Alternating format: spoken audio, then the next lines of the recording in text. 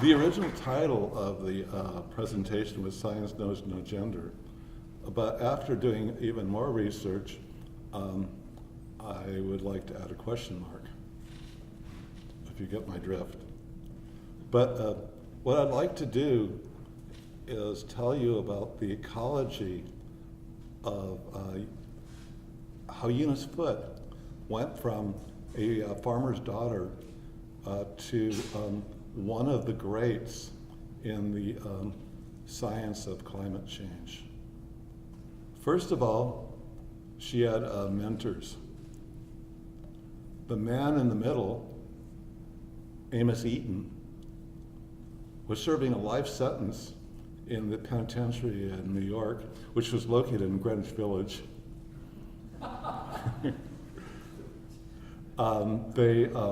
When he showed his aptitude for science, much more, I think, liberal than today, they released him, and he was convicted of fraud, and they allowed him to go free, and he decided he would never again be a lawyer, but he would become John the Baptist of science. So he was sort of like an itinerant, where he would do a lecture here, a lecture there, and suddenly he attracted a great amount of fame. So he founded a school called Rensselaer, which some of you might know. It's a very famous technical school in Troy, New York. And he founded it on an idea which was totally radical, that students should learn by doing. He also believed in a very radical idea that women could do science. So combining those two, he attracted the woman on the left, who was also innovator in education for women. She was the principal of the Troy Female Seminary, where she believed women should not just revolve around their men, but should be partners. And so therefore they had to learn more than just sewing and singing. So Amos Eaton brought the women over from the Troy Female Seminary to lectures in science, believing that same-sex education was also a part of a bygone error, that and it was also an error, and that women and men should be educated together. But because these people were very hard, they were very individualistic, it was like mixing water with oil. But the other woman in the oval, as you see, was the sister of Emma Willard, who was the founder of the Troy Female Seminary. And she was about 7 years younger, and she just got so attracted to the idea of science through Amos Eaton that she began writing books on science and was introducing all of Amos Eaton's ideas into the Troy Female Seminary. So the reason I mention the Troy Female Seminary is this is the school that Eunice Foote attended. So what's really interesting in all the other articles or anything about Eunice Foote, they think somehow she came up from the fires like a phoenix and discovered her famous work. But in truth, she went to the Troy Female Seminary, which you see a picture of here, which, and this is a drawing of the chemistry laboratory where she broke her teeth on chemistry. Now you have to put yourself back into the period.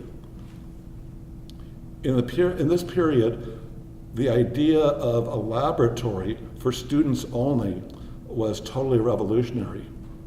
So the only 2 chemistry labs in the world just for students was at Amos Eaton School, the Rensselaer School, and at the Troy Female Seminary. So here they learned how to frame problems, how to do experiments, how to deal with the various elements of chemistry. In fact, the Ladies Magazine, 1834, wrote that the science offered at the Troy Female Seminary was equal to or better than any male school in the world. And here we see the curriculum. Once again, this is like my shovel, right? Just digging and digging in all these archives to understand who Eunice Foote was. And so we see the curriculum that she studied, and we see all the science courses required. In fact, the feminist, extremely famous feminist Elizabeth Cady Stanton stated that, and she attended the same school, that her parents considered the Troy Female Seminary as the Mecca for women, women's education. Now, another interesting thing about Eunice Foote, she seemed to be always at the right place at the right time. She was living right next door to Elizabeth Cady Stanton in Seneca Falls. And her husband studied the law under Elizabeth Cady Stanton's father. And so when the first Women's Rights Convention happened, this was in Seneca Falls, where she lived and was a neighbor to the leader of this convention. This was so radical. They had all these resolutions and sentiments that they mirrored from the Declaration of Independence, beginning with women and men are created equal. So for 2 days, Eunice Foote became inculcated in the ideas that women were as equal in all ways as men. And here we see her name affixed to the radical resolutions and sentiments. Boy, oh boy, when they got published, the male-dominated press was saying, women want to leave us at home and put on makeup to look cute for them when they came home. They wanted to basically become the lords of our manor. But what this brought on was convention after convention all over the United States for women's rights.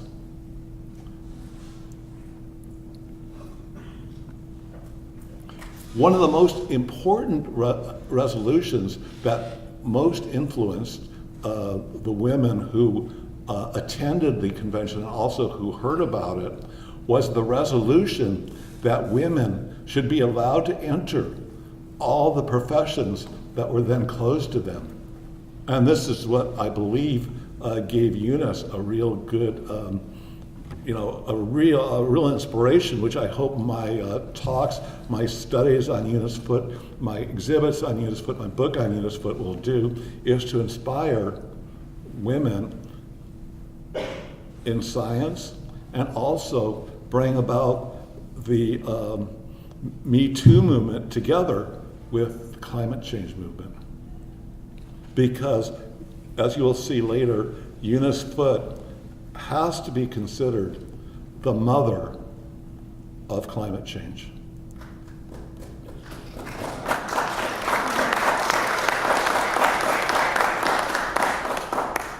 Now, what's really interesting about the story is you see interconnections, which are just amazing. First of all, the interconnection between women's rights and the development of Eunice Foote, science curriculum for both genders and the development of Eunice Foote. And also, if you see on the bottom, Eunice Foote was such a special person that she was selected as one of the 5 people to get the proceedings of this most radical convention published. And who was the publisher? Frederick Douglass, the greatest black person of the 19th century. And he believed that women's rights was part of the abolitionist movement. Because actually, you could beat a woman, you could beat your wife, just like a slave, and it was okay back in USA when America was great, right? So Eunice worked with Frederick Douglass, and here we see another very interesting interconnection with abolitionism and with feminism and with the science development of Eunice Foote. Now, this fascinates me that no one knows who this guy is. Joseph Henry, no one knows who he is.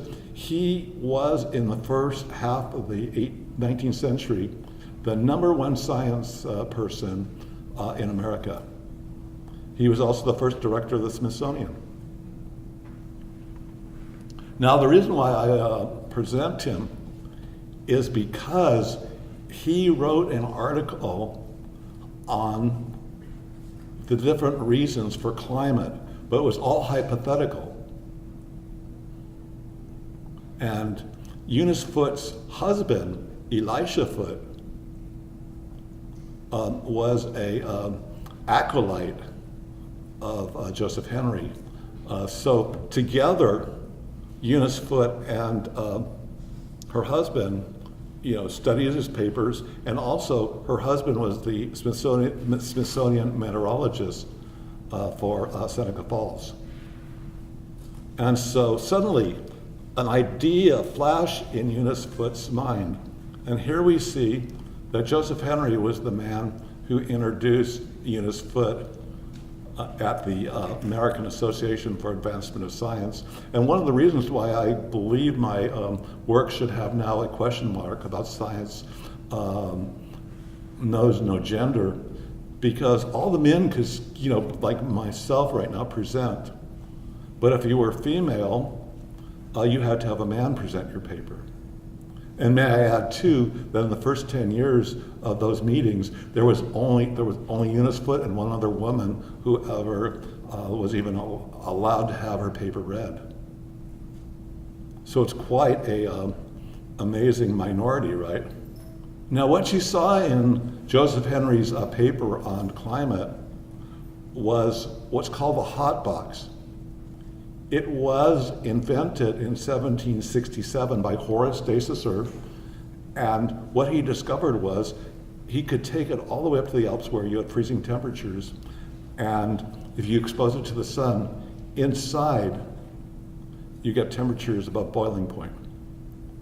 This became the modeling of the relationship between the atmosphere, being the glass cover, and the Earth being the bottom of the hot box, and glass is glass is transparent, to 98% of visible radiation. But when it goes into the box, it becomes heat, which the waves of heat are much larger and they can't escape. And so this is actually the first rendering of the greenhouse effect. So this is what Eunice saw in Henry's paper. And this was actually, it changed generation to generation as how people saw this relationship between sun, earth, and atmosphere. But what Eunice did, and this is her revolutionary brain working, she decided to deconstruct the atmosphere into its various parts. And she focused on what was called carbonic acid. And the reason for this was basically the interest of the day. No one knew what CO2, carbon dioxide did when it was exposed to the atmosphere. But the reason why it was so interesting was it was called fixed air because limestone contains CO2, but in rock form. But if you pour acid over it, the CO2 comes out. So this was the first gas that was discovered, and what I'm trying to show is what Eunice knew about CO2 when she did her experiments. And this is another shoveling where I found the lectures that were given at the Troy Female Seminary that Eunice attended. And you can read it yourself. I don't try to read things off that are in the English language on the screen. And so what the lecture was is carbonic acid, or CO2, was the first gas that introduced the whole chemistry of gas to academics. And then here we see Amos Eaton's chemical instructor, which she also read. And if you look at the right part, the part that has a signature, you'll see that this is owned by somebody from the Troy Female Seminary. He dedicated the book to the instructor of her husband, Elisha, and to the instructor of Eunice. So they both came from these very active science schools that taught science as doing and were the first people to teach chemistry in that way. And then on the right side, you'll see what people thought of carbon dioxide. And one of the interesting parts that you see is that carbon dioxide, as it says in the 19th century English, has an affinity for oxygen. So this doesn't sound very good because the more carbon you burn, the less oxygen you'll have, because the carbon, as it goes up in the air, affixes itself to O2. So at least in my experience, it's very good to have O2 to breathe. But this is what I'm trying to show, I hope I'm doing it, what people knew then, especially what Eunice knew then as she began her experiments. And here we have by Amos Eaton's acolyte, this sister of the founder of the Troy Female Seminary. What she wrote a book on chemistry, and how she was talking about how it's always in the air. So I hope I'm bringing this to you, is what was going around in Eunice Foote's mind, what she was reading, when she deconstructed both the conditions of the atmosphere and also the gases of the atmosphere. This is totally revolutionary, brilliant. And then she put it to the test. And this is the cover of her report. And in her report, read it very carefully, because this is the first brick of modern climate change science. If you can see here, the hottest gas she found was carbonic acid, which was the old term for carbon dioxide. So she discovered for the first time that carbon dioxide emitted a lot of heat, kept in a lot of heat.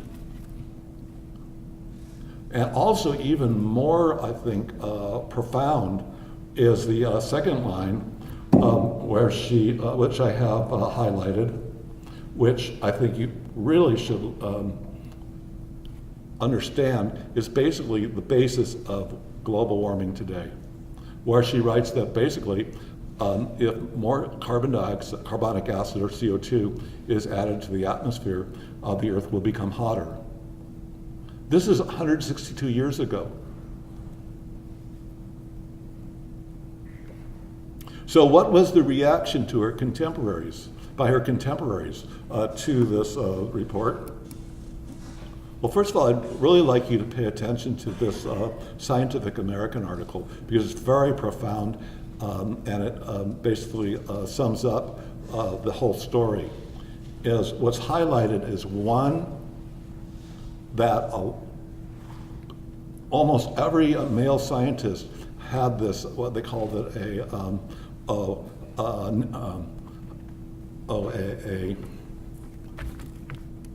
a mean notion that women are not capable of doing science.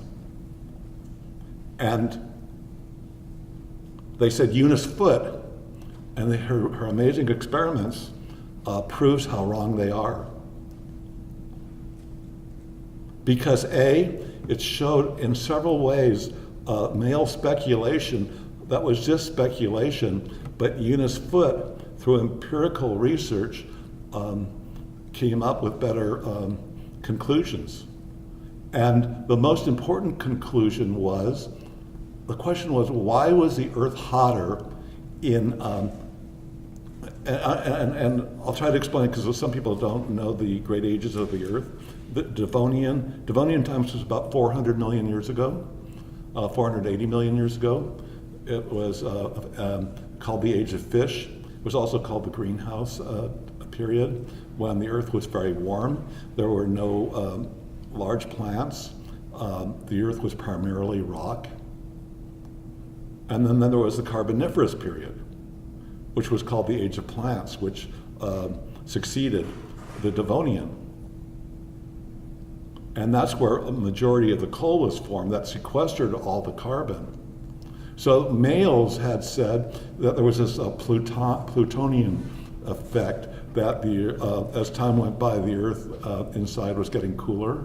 But they said, as you can read from this article, that Eunice Foote presented a much better idea, that in Devonian times, there was far more carbon dioxide in the air than in the later Carboniferous, which is validated in today's science.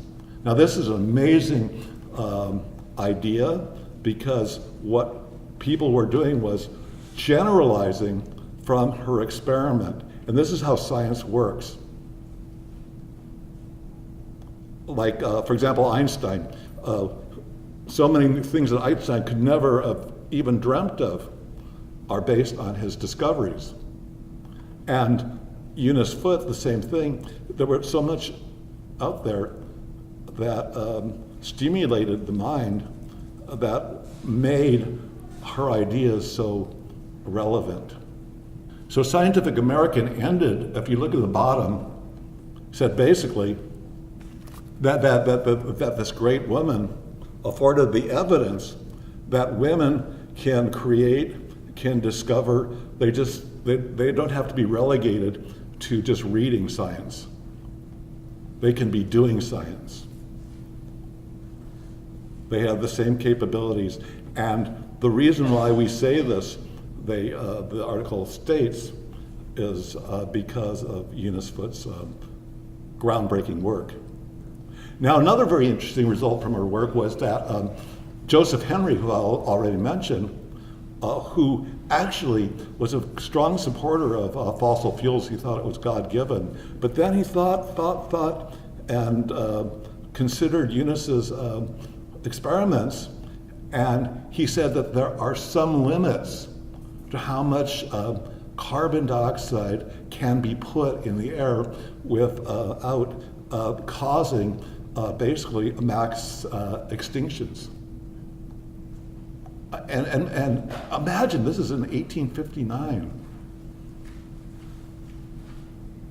And this is actually what's happening today. We have this term called the Anthropocene period, where man or humans become dominant, and there are no animals. The animals become totally irrelevant. And this is predicted because of Eunice's work by Joseph Henry. So what I try to tell people is another very important part of this research is to show people the deep roots, the American roots of climate change. And it was all due to Eunice Foote, all due, like I said, to the mother of climate science. And I hope, if nothing else in my talk, you'll come away with the notion and the true belief that it was Eunice Foote who basically laid the first brick. And yet, her name is unknown. And why is this? Because everybody believes another person discovered these ideas, a scientist named John Tyndall. Now, I had a very interesting experience, because if you read that, he basically says that there's nothing written on these ideas. There's nothing written on the notion that carbon dioxide or carbonic acid would change the atmosphere. But through my work, I'm the father of climate change, right? So this got me asking a big question. So who's right? And so I began to, but also remember, this was published like 5 years after Eunice Foote. So I think one thing we can all agree upon is that Eunice Foote had priority. Now, why did he omit her? Well, this was an interesting experience, it's a true experience. The Smithsonian had some letters from Eunice Foote that I wanted, so I sort of, the way I am, I just sort of talk, and I told about Eunice Foote's situation where no one knew her name, and that Tyndall took all the credit. And the woman who actually edited volume 11 of the Joseph Henry paper said, "Oh, that's just like Tyndall. He's the great omitter." And then she went on. See, she was the editor for the period when Tyndall was in America. Joseph Henry threw this big dinner for Tyndall. You think he would appreciate it and at least, be a pleasant guest, polite guest. And Joseph Henry at that dinner presented all his ideas on sound, the science of sound. 4 years later, Tyndall writes this paper that since 1708, nobody has ever studied any ideas of sound, omitting all the work of Joseph Henry. And the reason was he didn't like Joseph Henry's work. But you don't do that in science. What you do is you try to show all the basic steps and why your ideas are better. But you don't leave out people just because you don't like what they say. So that's one hypothesis was, you have to understand, Tyndall was the great misogynist. He believed that women could read what the great male savants write, but they could never create like the great male savants like himself.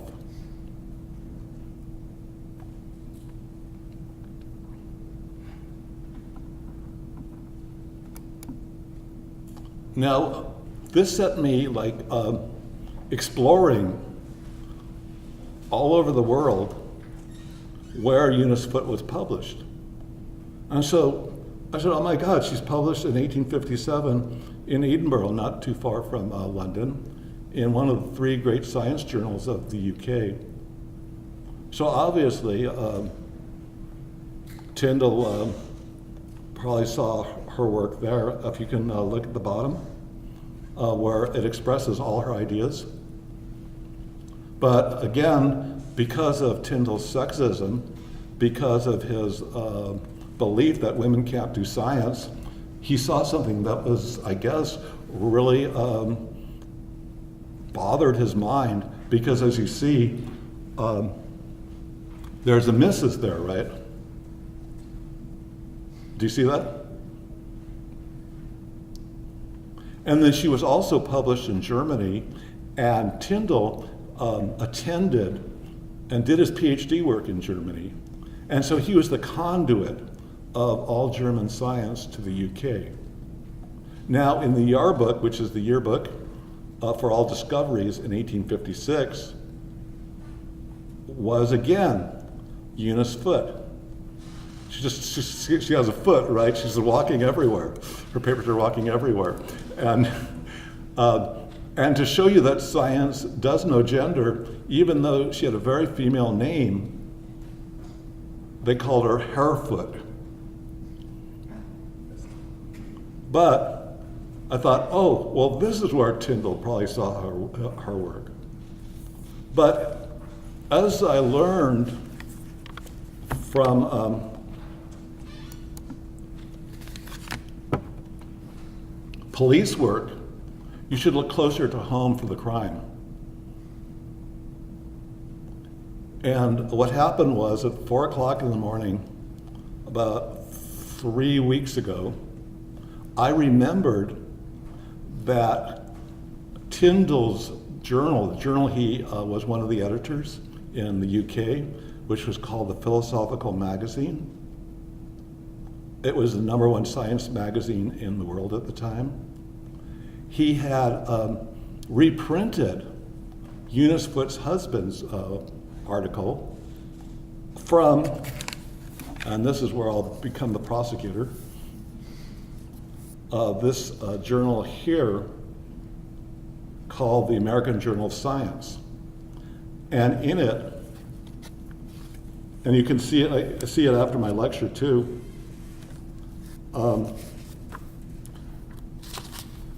right after Eunice Foote's husband's work, which was seen obviously by Tyndall's fellow editors, comes Eunice's work. So you couldn't have missed it. And if you come up, I'll show you it. There's no sleight of hand. So, and then also what makes it even crazier, and I discovered this last night, was that Tyndall actually had an article published in this same issue where Eunice's work was. And so we see very closely the work of Eunice Foote in the work of Tyndall, but she's not even mentioned.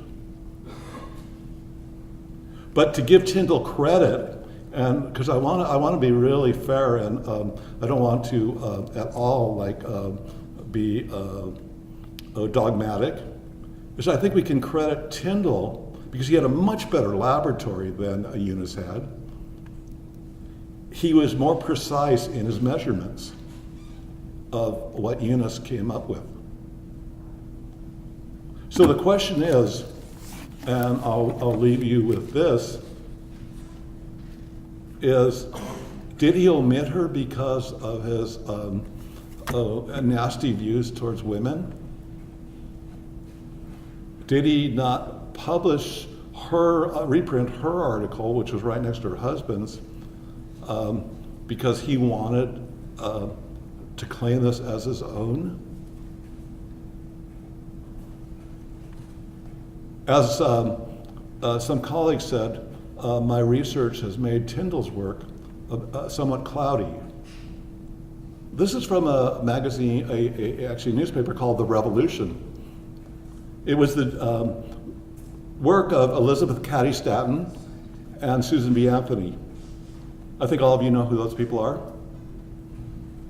They came down to Washington, they said, to visit Judge Foote and his scientific wife.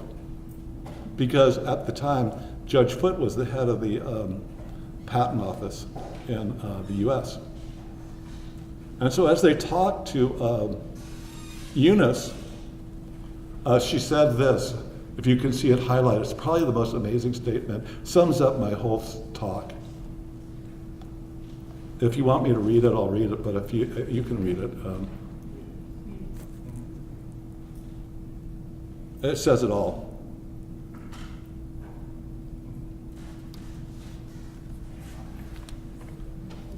So what I'd like to leave you with, there are three great people in the 19th century in the development of climate change science. One is Eunice Foote, who started it all. But also there were antecedents, but who actually broke up the atmosphere, as I said, into the various states and gases. But her work leaves question because it wasn't as precise as we would have liked it to be. And Tyndall, who adds that precision. And then Svante Arrhenius, who even goes farther, because Tyndall focused on water vapor. And Svante Arrhenius, a Swede, decided he would look at the other agent of climate change gas, and that was carbon dioxide, or carbonic acid. So I think what's really fair is to give Eunice Foote, the forgotten woman, her due, and that's what I hope to launch at this meeting today, is to have, like, rather than the Tyndall Center of Atmospheric Science, probably have the Foote Tyndall Center of Atmospheric Science, for example. And to have her as the inspiration for women who want to go into science but feel somehow afraid. I mean, remember, it was only 7 years ago that Larry Summers, the head of Harvard, said that women were not genetically fit to do science.